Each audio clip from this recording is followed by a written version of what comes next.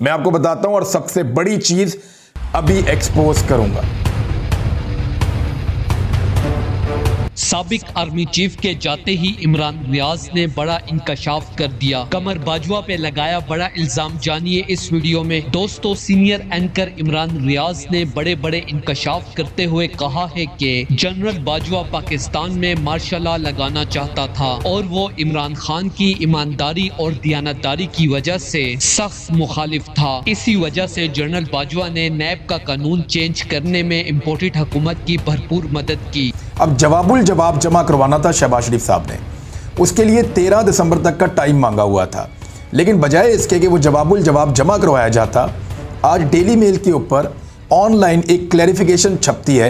वो क्लैरिफिकेशन उर्दू में कहती क्या है ज़रा आप समझ लें।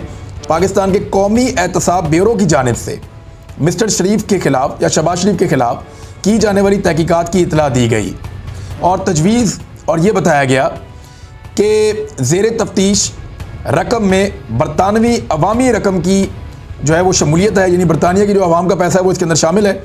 लेकिन अब वो ये कह रहे हैं कि नैब के अंदर तो इंक्वायरी हुई नहीं इसकी और नैब में केस चला ही नहीं। एक्चुअली नैब के पास इसकी तफसीलात मौजूद थी, लेकिन इसको कभी केस नहीं बनाया गया। जनरल बाजवा के मुताबिक पाकिस्तान में मार्शल लॉ लगाना बहुत आसान था और बाजवा ने उन लोगों की फहरिस्त भी तैयार कर ली थी जिन्हें मार्शल लॉ के बाद गिरफ्तार करना था। इमरान रियाज के मुताबिक सबसे पहला नाम गिरफ्तारी का उस लिस्ट में मेरा ही था। इमरान खान की दिलेरी की वजह से उनको रास्ते से हटाने की ख्वाहिश भी बाजवा के दिल में अंगड़ाइयां लेती थी। दोस्तों, इस हवाले से अपनी राय का इजहार कमेंट सेक्शन में दें। वीडियो अच्छी लगे तो लाइक करें और इस चैनल को सब्सक्राइब करें।